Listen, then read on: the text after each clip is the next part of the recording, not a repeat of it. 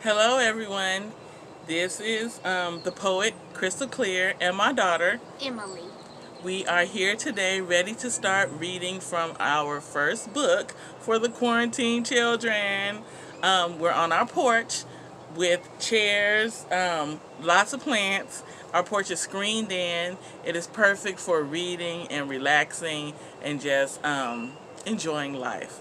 So, Emily is going to go ahead and read you guys the title, and she's going to read you the book trailer. Go ahead, Emmy. Ramona Quimby, age 8, by Beverly Cleary. Ramona's job is to Wait. Do you guys even know what a book trailer is? I think we should explain that to you. So, a book trailer is like a movie trailer. When you go to the theater and you're starting to watch a movie and they start popping up all these little movie trailers trying to get you interested and give you a little bit of information about the movie, that is what a book trailer is. Emily had to teach me that. All right, so Emily's going to give you guys the book trailer about Ramona Quimby, age 8. Ramona's job is to be nice to fussy Miss Kim, who watches her while her mother works. If Miss Quimby didn't work, Mr. Quimby couldn't return to college. On top of all of that, the third grade isn't turning out as Ramona expected. Danny, the yard aide, teases her, and on one horrible day, she throws up at school. Being 8 isn't easy, but it's never a dull. It's never dull. Never dull. Alrighty, so here we go. Ramona Quimby, age 8. I told my mom that we were going to be reading this book aloud, and she was so excited. She says this is one of her absolute favorite Beverly Cleary books. The first chapter is The First Day of School. Ramona Quimby hoped her parents would forget to give her a little talking to. She did not want anything to spoil this exciting day. Ha ha! I get to ride the bus to school all by myself, Ramona bragged to her big sister Beatrice at breakfast. Her stomach felt quivery with excitement at the day ahead, a day that would begin with a bus ride, just the right length to make her feel a long way from home, but not long enough, she hoped, to make her feel carsick. Ramona was going to ride the bus because changes had been made in the schools in the Quimby's part of the city during the summer. Glenwood, the girls' old school, had become an intermediate school, which meant Ramona had to go to Cedarhurst Primary School. Ha ha, yourself! Beezus was too excited to be annoyed with her little sister. Today, I start high school. Junior high school, corrected Ramona, who was not going to let her big sister get away with acting older than she really was. Rosemont Junior High School is not the same as high school. And besides, you have to walk. Ramona had reached the age of demanding accuracy from everyone, even herself. All summer, whenever a grown-up asked what grade she was in, she felt as if she were fibbing when she answered third, because she had not actually started the third grade. Still, she could not say she was in the second grade since she had finished that grade last June. Grown-ups did not understand that summers were free from grades. Ha ha to you both, said Mr. Quimby as he carried his breakfast dishes into the kitchen. You're not the only ones going to school today. Yesterday had been his last day working at the checkout counter of the ShopRite Market. Today he was returning to college to become what he called a real live school teacher. He was also going to work one day a week in the frozen food warehouse of the chain of ShopRite Markets to help the family squeak by, as the grown-ups put it, until he finished his schooling. Ha ha to all of you if you don't hurry up, said Mrs. Quimby as she swished suds in the dishpan. She stood back from the sink so she would not spatter the white uniform she wore in the doctor's office where she worked as a receptionist. Daddy, will you have to do homework? Ramona wiped off the milk mustache and gathered up her dishes. That's right. That's right. Mr. Quimby flicked the dish towel at Ramona as she passed him. She giggled and dodged, happy because he was happy. Never again would he stand all day at a cash register, ringing up groceries for a long line of people who were always in a hurry. Ramona slid her plate into the dishwasher. And will Mother have to sign your progress reports? Mrs. Quimby laughed. Oh, I hope so. Beezus was last to bring her dishes into the kitchen. Daddy, what do you have to study and learn to be a teacher? She asked. Ramona had been wondering the same thing. Her father knew how to read and do arithmetic. He also knew about Oregon pioneers and about 2 pints making 1 quart. Mr. Quimby wiped a plate and stacked it in the cupboard. I'm taking an art course. The truck is passing. All right. I'm taking an art course because I want to teach art, and I'll study child development. Ramona interrupted. What's child development? How kids grow, answered her father. Why does anyone have to go to school to study a thing like that? Wondered Ramona. All her life, she'd been told that the way to grow was to eat good food, usually food she did not like, and get plenty of sleep, usually when she had more interesting things to do than go to bed. Mrs. Quimby hung up the dishcloth, scooped up Picky Picky, the Quimby's old yellow cat, and dropped him at the top of the basement steps. Scat, all of you!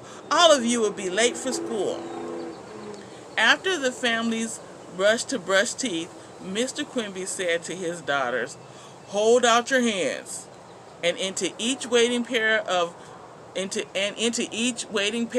he dropped a new pink eraser. Just for luck, he said, not because I expect you to make mistakes. Thank you, said the girls. Even a small present was appreciated because presents of any kind have been scarce while the family tried to save money so Mr. Quimby could return to school. Ramona, who liked to draw as much as her father, especially treasured the new eraser. Smooth, pearly pink, smelling soft of rubber, and just right for erasing pencil lines. Mrs. Quimby handed each member of her family a lunch, 2 in paper bags and 1 in a lunch box for Ramona. Now, Ramona, she began. Ramona sighed. Here it was, the little talking to she always dreaded. Please remember, said her mother, you must be nice to Willa Jean. Willa Jean? Oh, who is Willa Jean? Ramona made a face. I try, but it's awfully hard. Being nice to Willa Jean was the part of Ramona's life that was not changing, the part she wished would change. Every day after school, she had to go to her friend Howie Kemp's house, where her parents paid Howie's grandmother to look after her until one of them could come for her. Both of Howie's parents, too, went off to work each day. She liked Howie, but after spending most of the summer, except for swimming lessons in the park at the Kemp's house, she was tired of having to play with 4-year-old Willa Jean.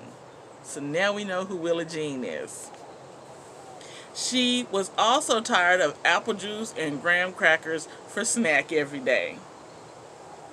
No matter what Willa Jean does, complained Ramona, her grandmother thinks it's my fault because I'm bigger.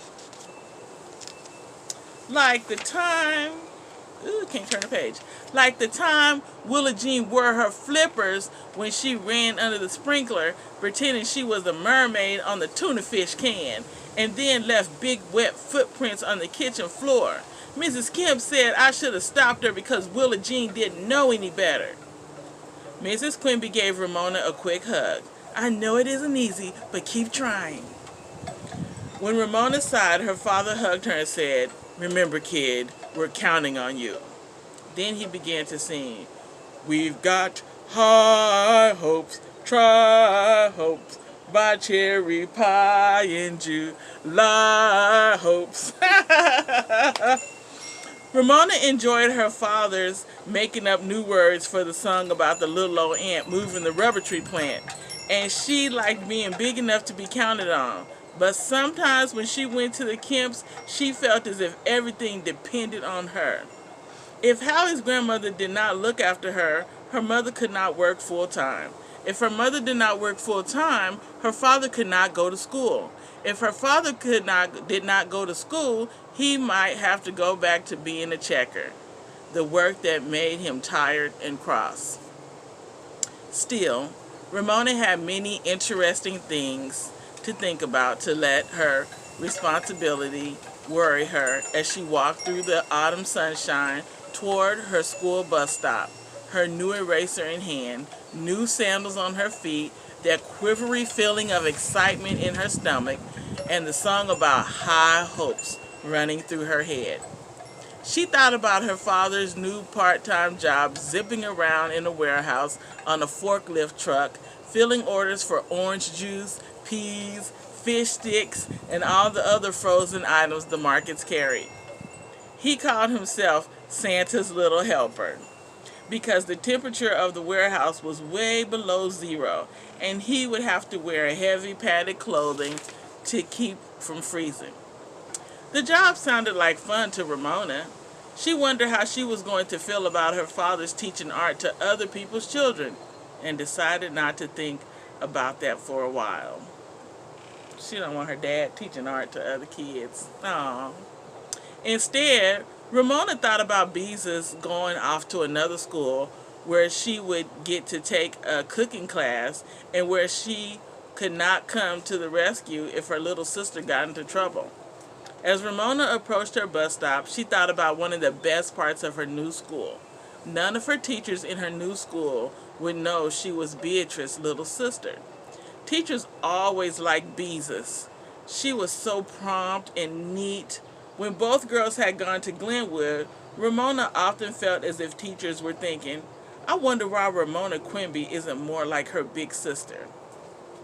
When Ramona reached the bus stop, she found Howie Kemp already waiting with his grandmother and Willa Jean, who had come to wave goodbye. Howie looked up from his lunchbox, which he had opened to see what he was going to have for lunch, and said to Ramona, those new sandals make your feet look awfully big. Why, Howie, said his grandmother. That's not a nice thing to say. Ramona studied her feet. Howie was right.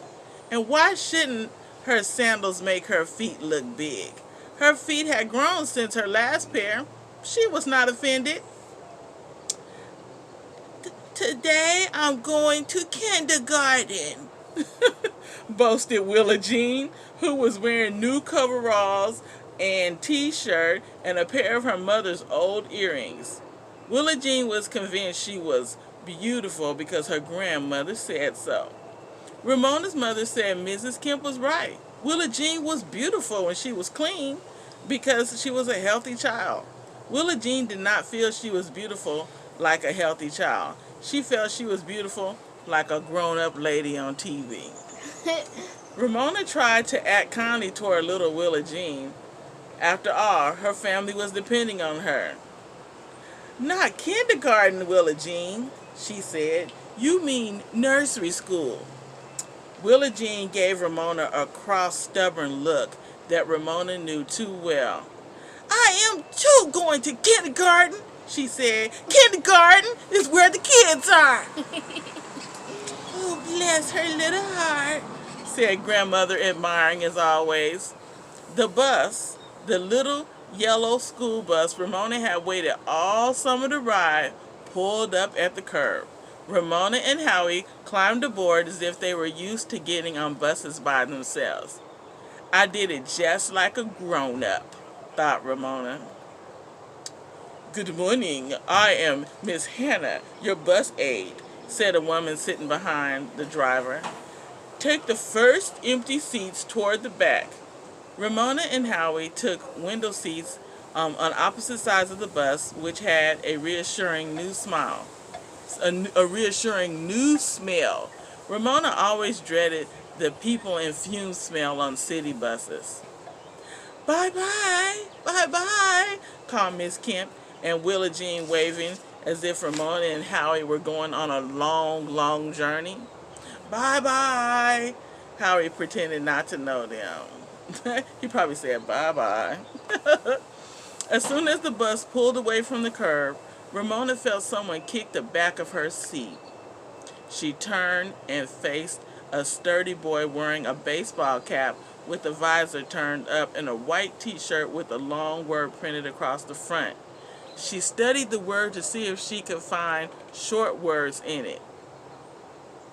Huh? I have a question. What? I think the boy that you had to talk about. Emily. Well, I'm making a prediction. Girl, who said anything about predictions? Pardon my daughter. Anyways, let's see. She turned to face a sturdy boy wearing a baseball cap with the visor turned up and a white t-shirt with a long word printed across the front. She studied the word to see if she could find short words in it, as she had learned to do in second grade. Earthquakes. Some kind of team. Yes, he looked like the sort of boy whose father would take him to ball games. He did not have a lunchbox, which meant he was going to buy his lunch in the cafeteria. All right, y'all, so my neighbors have pulled up, my new neighbors. They're moving in, and they're making a lot of noise. So we are going to take a break, and I will be back later to finish reading the second part of Chapter 1. Thank you so much for tuning in. And what do we say at the end? I don't know, keep reading. We'll see you later, and thank you for tuning in to our YouTube page.